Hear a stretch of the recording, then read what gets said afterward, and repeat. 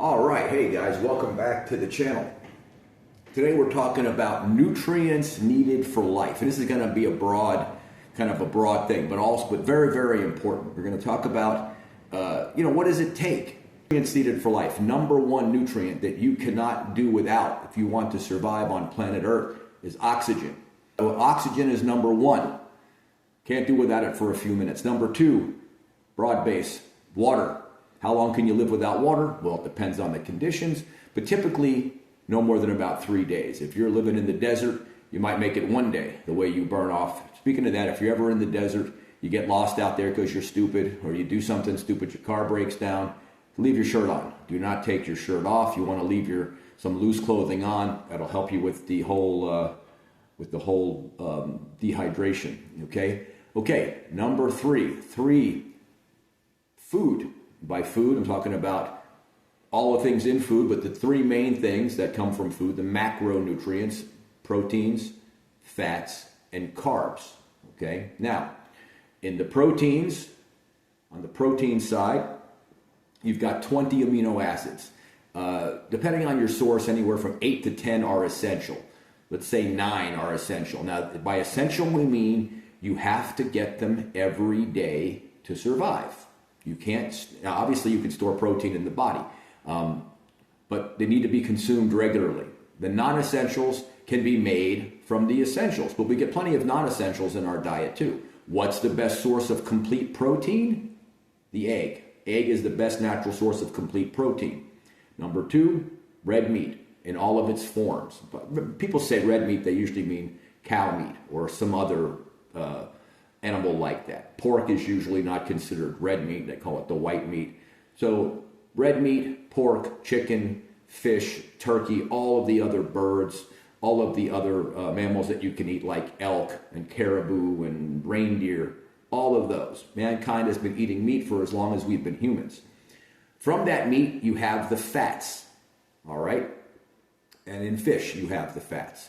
The two fats that you need to survive are omega-3s and omega-6s. Almost everybody who's not taking some kind of a supplement or consciously looking to get more omega-3s in their diets from things like sardines and herring and mackerel, the oilier fish, is going to be a little deficient because the conversion of omega-3s in your body from non-omega-3s, from the plant-based omega-3 is very poor, 10 or 15%. So you'd really have to be consuming a lot of, say, flax seeds or borage seed oil, any of those to convert it over to omega-3s, okay? 6s, you pretty much get a lot of. 6s are pretty much everywhere. It's that ratio. It's a 4-to-1 ratio, depending on who you listen to, 3-to-1. You need more omega-6s than 3s, but if you get too many omega-6s, things like your arachidonic acid, that's pro-inflammation. You don't want that. The omega-3s are the anti-inflammation. You have the DHA and the EPA. We'll talk all about oils another time. But that's the two things from food that you have to have in terms of macros, protein and fat. In fact, protein means of first importance. Now, there are no essential carbohydrates. Get that into your head, people. This is important. From an evolutionary standpoint, evolution did not consider carbohydrates important enough to make them essential. This is one of the reasons you can store unlimited amounts of fat, more or less. You could be 1,000 pounds. But you can only store about 500 grams of carbohydrate, of glycogen in your body, in the muscles and liver. That's where it's mostly stored. So what do you need? Fats, carbs, and proteins, or fats and proteins. Carbs is something that you don't need to have. Now you have vitamins and minerals. I'm just going to run through them, okay? A, D, E, and K are fat-soluble vitamins. You can store those, so you don't necessarily have to have those every day. They're not water-soluble, they're fat-soluble. And of course, you can make vitamin D from sun. You make a lot more forms of vitamin D from the sun. I believe it's 5 different forms in the human body than you would take in a supplement. Most supplements are D3, but still good, okay? So you've got the B vitamins, B1, 2, 3, 5, 6, 7, 9, 12. And 12, cyanocobalamin, is just found in meat. You cannot get B12 from any non-meat source. All right? So if you're a vegan or a vegetarian, you're not consuming eggs or fish, you need to be taking B12. You don't have that problem with meat. You can eat red meat. These guys that do the lion diet, all they eat is red meat. They have no deficiencies. Dr. Sean Baker's been, I think, he wrote the carnivore book. He's been on the diet 7 years. And I'm not suggesting you do the carnivore diet. That's another video.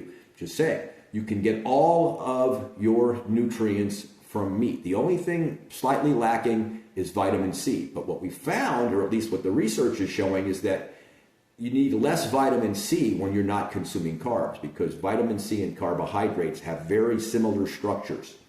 And when you consume carbs, I believe there's a competition in the body with the vitamin C, or you need more vitamin C to sort of process things. So people on these carnivore diets don't seem to have any problem with vitamin C deficiencies. And, time will tell.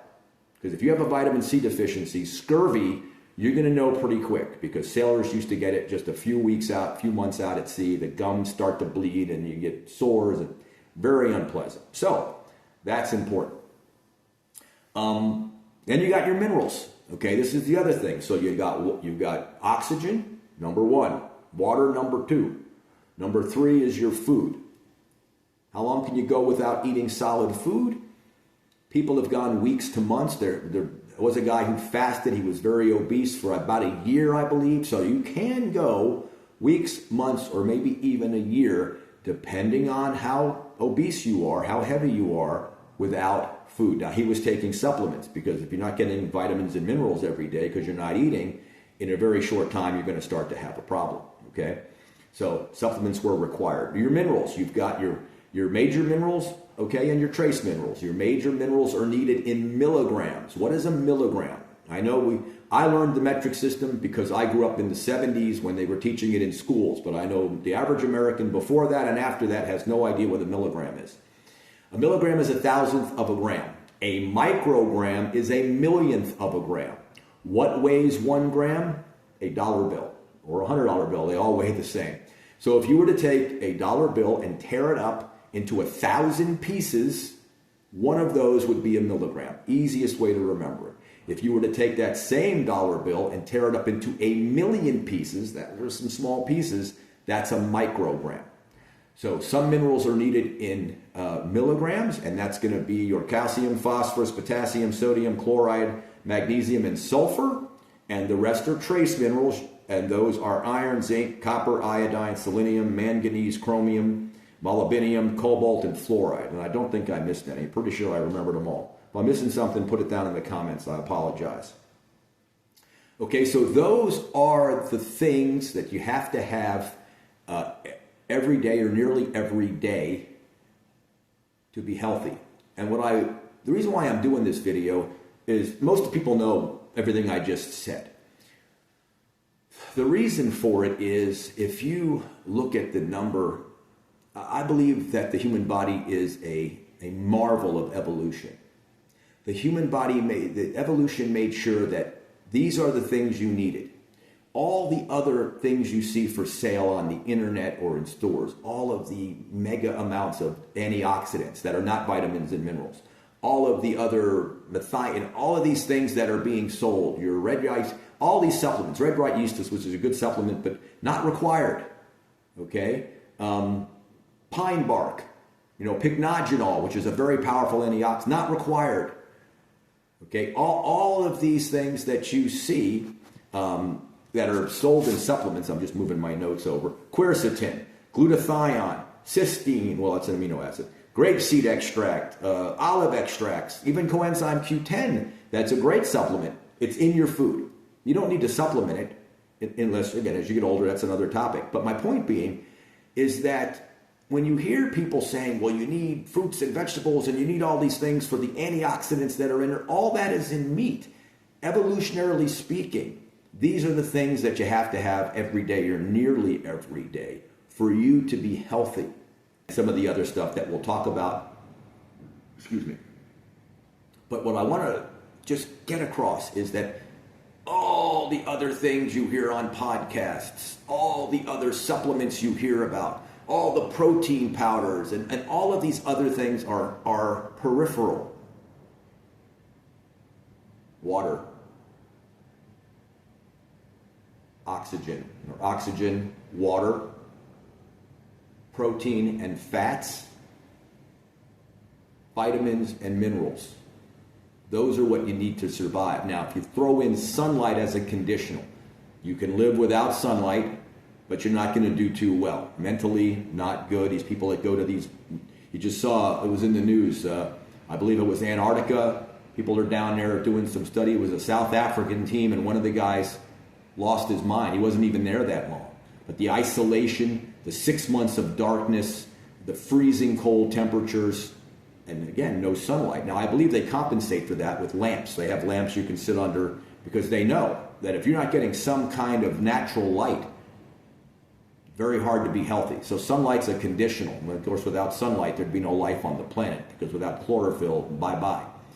Okay, so that's this video. Now, I think on Thursday's video, I'm going to be talking about kind of how to control your hormones through diet. We're going to talk about food being the most powerful drug you can put in your body. We're going to talk proteins, fats, carbs, ratios, how to control insulin and all those things, because this is vitally important, okay? So look for that on Thursday's video, and I'll see you guys then, okay? Have a great day.